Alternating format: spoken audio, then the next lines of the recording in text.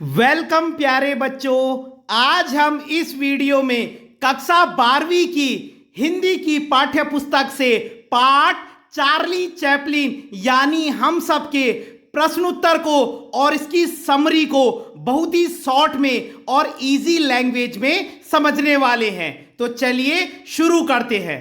जैसा कि आप लोगों ने भी चार्ली चैपलिन की बहुत सारी वीडियो देखी होंगी, किस तरीके से वो चुप रहकर भी अपने एक्शन के थ्रू या अपने फेस के थ्रू लोगों को हंसा सकते थे।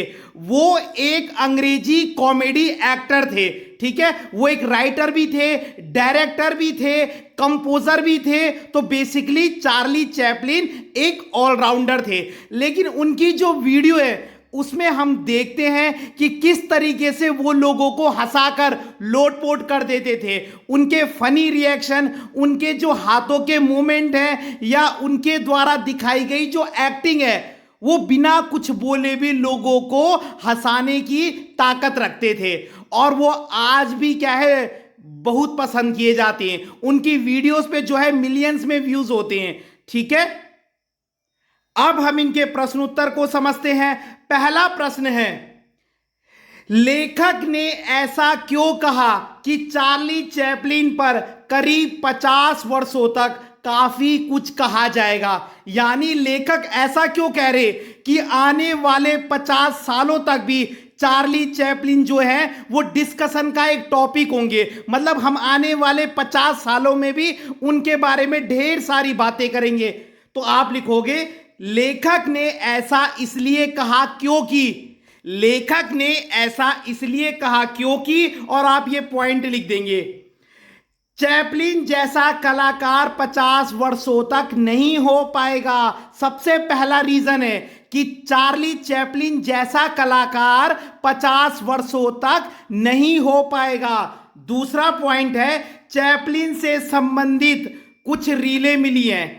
चैपलिन से संबंधित कुछ रीलें मिली हैं, इनके बारे में कोई नहीं जानता था। यानी कि चैपलिन से रिलेटेड कुछ अभी ऐसी रीलें मिली हैं जिनके बारे में पहले किसी को पता नहीं था। और चार्ली चैपलिन का अभिनय लंबे समय तक याद रखा जाएगा। उनकी एक्टिंग को जो है कई समय तक याद रखा जाएगा। तो ये 3 कारण है कि हम जो है चार्ली चैपलिन पर अभी 50 सालों तक बातें करने वाले हैं, ठीक है।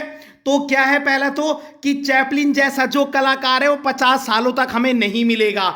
चैपलिन की अभी अभी कुछ ऐसी रीलें मिली है जिनके बारे में लोग नहीं जानते थे। और चैपलिन की जो एक्टिंग है, उनका जो अभिनय है, उसको लंबे समय तक याद रखा जाएगा।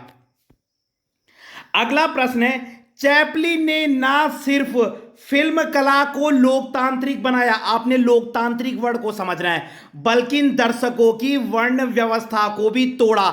यानी कि इन्होंने फिल्म को लोकतांत्रिक बना दिया और वर्ण व्यवस्था को तोड़ा। तो आपने लोकतांत्रिक बनाने का मतलब स्पष्ट करना है और वर्ण व्यवस्था तोड़ने का मतलब बताना है। तो आप लिखेंगे पहले, लोकतांत्रिक बनाने का अर्थ है, क्या है लोकतांत्रिक बनाने का अर्थ, इसमें लिखोगे, चैपलिन की फिल्में बच्चे से लेकर बूढ़े और पागल से लेकर बुद्धिमान सभी लोग देख सकते हैं। तो यह है लोकतांत्रिक बनाने का मतलब। क्या लिखेंगे आप कि चैपलिन की जो फिल्में वो बच्चे भी देख सकते हैं, बूढ़े भी देख सकते हैं, बुद्धिमान भी देख सकते हैं और पागल भी देख सकते हैं।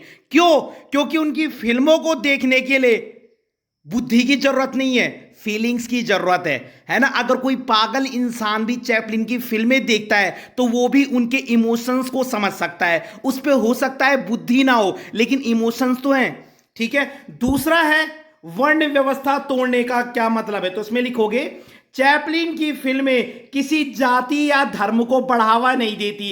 इनकी फिल्मों को सभी जाति के लोग देख सकते हैं, ठीक है। तो मैं इससे सहमत हूं। किससे सहमत हूं? कि जो चैपलिन की फिल्में हैं वो लोकतांत्रिक भी हैं और वर्ण व्यवस्था को तोड़ने वाली हैं। लोकतांत्रिक में क्या लिखेंगे, इनकी फिल्मों को बच्चे, बूढ़े, पागल, बुद्धिमान सभी देख सकते हैं। और वर्ण व्यवस्था तोड़ने का मतलब क्या है कि चैपलिन की फिल्में किसी जाति या धर्म को बढ़ावा नहीं देती, सभी जाति और धर्म के लोग इनकी फिल्मों को देख सकते। अगला प्रश्न है, लेखक ने चार्ली का भारतीयकरण किसे कहा है? बहुत इंपॉर्टेंट क्वेश्चन है। लेखक ने चार्ली का जो इंडियन वर्जन है वो किसे कहा है? और गांधी जी और नेहरू ने भी उनका साथ क्यों चाहा था? मतलब कुछ क्वालिटी थी उनमें, चार्ली चैपलिन में, जो गांधी जी और नेहरू जी भी उनका सानिध्य चाहते थे। तो पहले तो लेखक ने चार्ली का भारतीयकरण राज कपूर को कहा है। इंडियन सिनेमा में आप राज कपूर को भी जानते होंगे। तो चार्ली का भारतीयकरण तो राज कपूर है। राज कपूर को भारतीय सिनेमा का चार्ली कहा जाता है। ठीक है, राज कपूर को भारतीय सिनेमा का चार्ली कहा जाता है। और उसके बाद आप लिखोगे गांधी जी और नेहरू जी ने भी चार्ली का सानिध्य इसलिए चाहा क्योंकि समाज में ऐसे लोग बहुत कम हैं जो हंसी का पात्र बनकर दूसरों को हंसाते हैं। मतलब गांधी जी और नेहरू जी भी उनका साथ इसलिए चाहते थे क्योंकि समाज में ऐसे बहुत कम लोग हैं जो खुद हंसी का पात्र बनकर, खुद का मजाक बनाकर दूसरों को हंसाते हैं, और चैपलिन उनमें से एक थे। अगला प्रश्न है, लेखक ने कलाकृति और रस के संदर्भ में किसे श्रेष्ठ माना है? मतलब कहने का मतलब है कि कला श्रेष्ठ होती है या रस श्रेष्ठ होता है? रस का मतलब होता है आनंद। ठीक है, और क्यों? आपने रीजन भी देना है। क्या आप कुछ ऐसे उदाहरण दे सकते हैं जहां कोई रस साथ साथ आए हो? तो पहले तो आप बताओगे लेखक ने किसे श्रेष्ठ माना है, तो आप लिखोगे लेखक ने रस को श्रेष्ठ माना है। रस का मतलब होता है आनंद, प्लेजर। क्यों माना है रस को श्रेष्ठ? क्योंकि अगर कला में कोई रस ही नहीं होगा तो वो कला किस काम की? सही बात है। अब फॉर एग्जाम्पल एक बाल काटने वाला है, बाल काटना भी एक कला होती है, लेकिन अगर वो बाल ऐसे काटता है कि आपको उसके बाल काटने में कोई आनंद ही नहीं आ रहा, आपको बाल अच्छे ही नहीं लग रहे, तो वो कला किस काम की? हीरो एक्टिंग करता है, अगर उसकी एक्टिंग अच्छी नहीं है और लोगों को उसकी एक्टिंग देख के मजा नहीं आ रहा, तो फिर वो एक्टिंग किस काम की? तो कला वही अच्छी होती है जिससे आनंद आए। तो लेखक ने किसको श्रेष्ठ माना है? रस को, कला को नहीं माना, रस को श्रेष्ठ माना है। क्यों? क्योंकि अगर कला में रस ही नहीं होगा, अगर लोगों को आनंद ही नहीं आएगा, तो वो कला किस काम की? और उसके बाद उदाहरण लिख देना। अगर कोई व्यक्ति पूजा करता है तो उसका मन उस समय शांत रस में डूबा होता है, लेकिन अगर कोई हंसने की बात हो जाए तो वो हास्य रस में चले जाता है। यानी कि एक साथ कई रस भी उत्पन्न हो जाते हैं। अगर कोई पूजा कर रहा है तो उस समय तो उसका मन शांत रस में, भगवान में डूबा हुआ है, लेकिन अगर कुछ हंसी का इंसिडेंट हो जाता है, कुछ हंसने की बात हो जाती है, तो वो जो शांत रस है वो चेंज होके हास्य रस में बदल जाता है।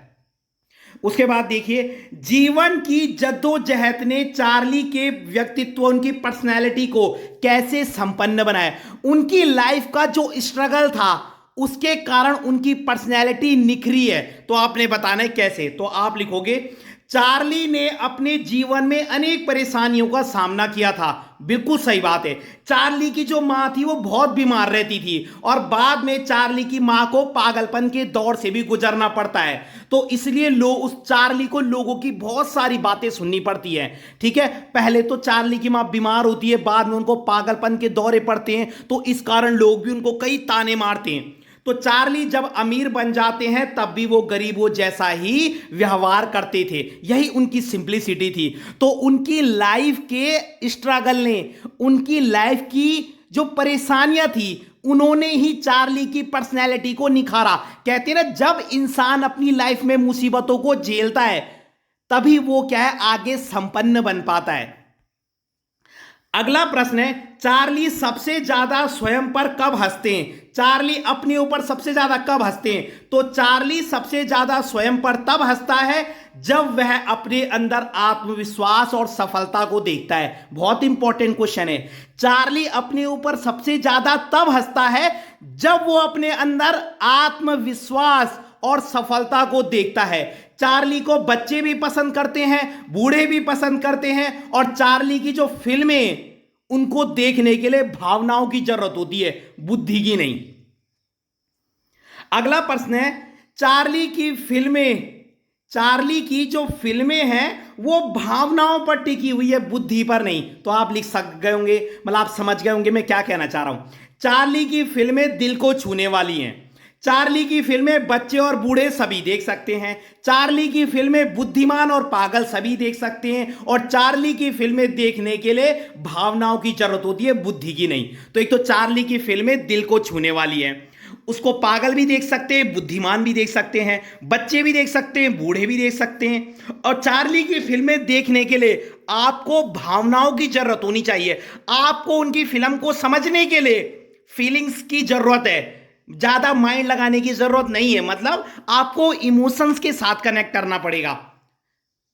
तो ये इस पार्ट के महत्वपूर्ण प्रश्न है। अगर वीडियो पसंद आई हो तो लाइक कीजिएगा, कमेंट कीजिएगा और अपने चैनल को सब्सक्राइब जरूर कीजिएगा। धन्यवाद।